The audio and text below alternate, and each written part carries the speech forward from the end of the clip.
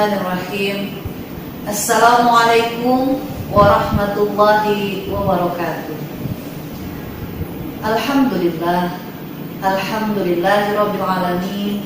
Assalatu wassalamu ala asrofil anbiya'i wal mursalin wa ala alihi wa sahbihi ajma'in. Amma ba'd.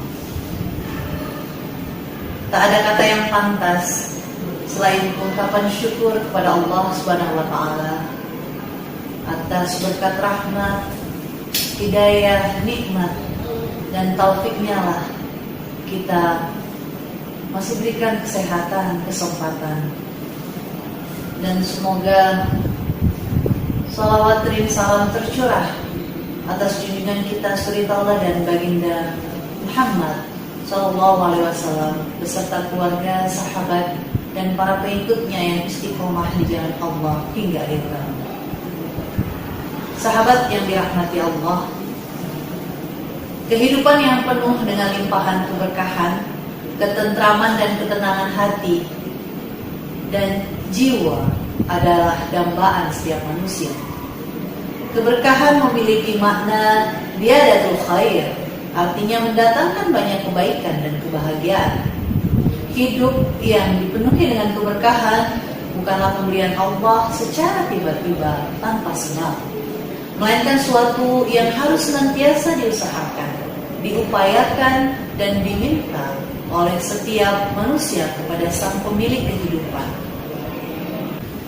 Unsur berkah dibutuhkan oleh setiap manusia pada berbagai aspek dan komponen kehidupan, seperti keberkahan umur, keberkahan waktu, keberkahan ilmu, serta termasuk keberkahan pada nafkah atau rezeki. Persoalan nafkah atau rezeki menjadi hal yang sangat esensial karena dianggap sebagai suatu sendi dalam kehidupan, sendi yang utama. Ya. Mencari nafkah dan rezeki adalah tuntutan kehidupan setiap manusia. Bahkan sebagai agama yang syamil wa mutakamil, Islam juga memandang usaha mencari nafkah adalah tuntunan agama dan perintah Allah Subhanahu wa taala untuk memberikan maisyah dan kecukupan pada individu, keluarga, dan orang yang berada di bawah tanggung jawabnya. Allah Subhanahu wa taala memerintahkan manusia untuk mencari, memiliki, dan memanfaatkan harta dan rezeki dengan sebaik-baiknya.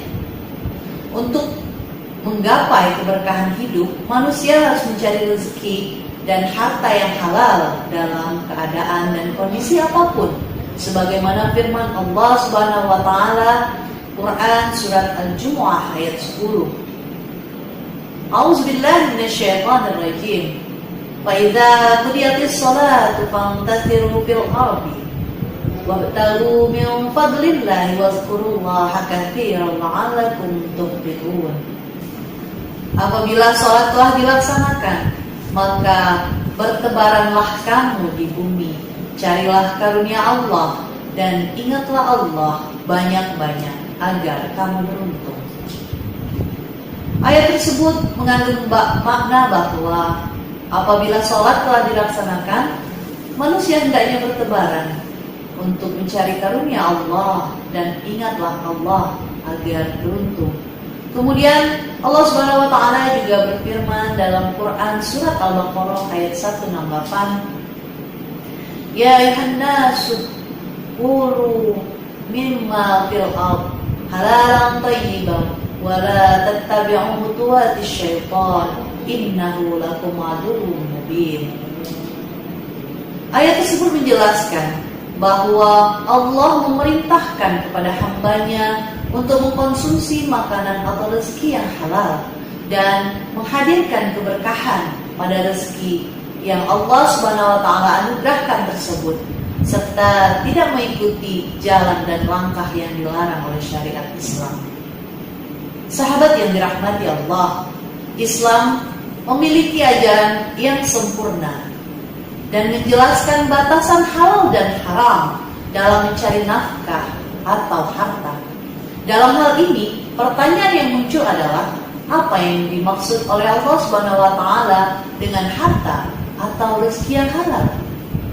bagaimana harta atau rezeki bisa disebut sebagai harta yang halal?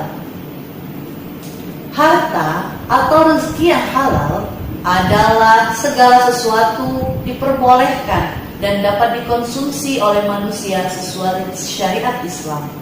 Ada beberapa syarat yang menentukan rezeki dan nafkah yang halal, yaitu pertama, lidzatihi. Artinya rezeki yang kita peroleh merupakan segala sesuatu yang secara zat atau wujud barangnya dibenarkan oleh syariat. Hukum asal dari harta tersebut bukan merupakan barang-barang yang diharamkan dalam Al-Quran, seperti darah, bangkai, daging babi, minuman keras, dan lain sebagainya. Unsur kedua yaitu li ghairihi. Artinya harta dikategorikan halal atau haram karena faktor eksternal seperti cara memperolehnya.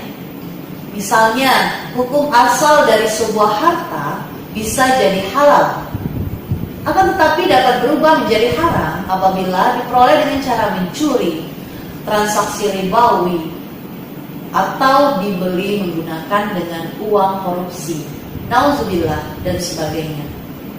Allah telah menyampaikan hal ini dalam Al-Quran dan berfirman yang artinya, wahai orang yang beriman, janganlah kalian saling memakan harta sesama kalian dengan jalan yang batil, tetapi dihalalkan mendapatkan harta dengan cara jual beli secara sukarela.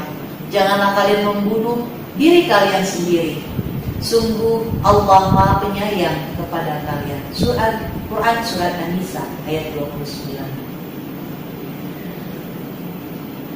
Sahabat yang dimuliakan Allah, dalam ayat tersebut manusia dilarang oleh Allah untuk menempuh cara dan jalan yang batil dalam mendapatkan harta. Jalan yang batil memiliki makna, yaitu cara-cara yang tidak sesuai dengan syariat dan prinsip Islam, seperti transaksi ribawi, gharar, maisir atau perjudian, rishwah atau suap, mencuri, merampok, korupsi, menggunakan perdukunan, dan adanya unsur-unsur penipuan atau kecurangan dalam prosesnya. Sahabat yang dirahmati Allah, maka sebagai seorang muslim tentu kita ingin terhindar dari rezeki dan harta yang haram. Lantas pertanyaannya, bagaimanakah upaya yang dapat ditempuh oleh seorang muslim untuk memperoleh nafkah dan harta yang halal untuk hidup yang penuh berkah? Berikut tipsnya. Pertama, seorang muslim harus mengedepankan iman dan takwa, serta banyak memohon ampunan kepada Allah Subhanahu wa taala. Iman dan takwa harus menjadi ruh utama, dan seorang muslim harus sepenuhnya yakin dan percaya bahwa Allah lah satu-satunya pemberi segala rezeki dan nikmat. Kedua, ikhtiar. Ikhtiarlah dengan maksimal, dengan berusaha dan bekerja adalah langkah selanjutnya. Dalam mengais rezeki dan nafkah yang halal, seorang muslim harus melakukan upaya-upaya yang baik dan diridhoi oleh Allah Subhanahu wa taala. Allah mengatakan dalam Al-Quran, sesungguhnya Allah tidak mengubah keadaan nasib suatu kaum sehingga mereka mengubah keadaan diri mereka sendiri.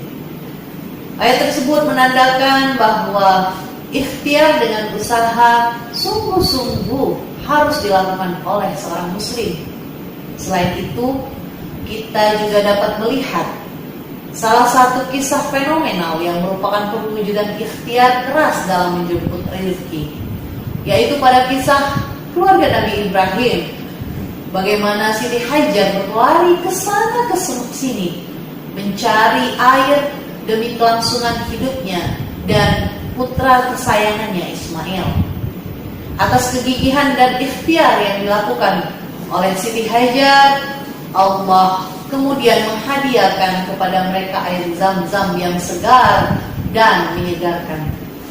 Peristiwa ini kemudian dijadikan sebagai bagian dari proses ibadah haji, yaitu sa'i antara Safah dan Marwah. Kisah ini memberikan teladan dan contoh untuk terus yakin dan tidak putus asa dalam menjemput rezeki.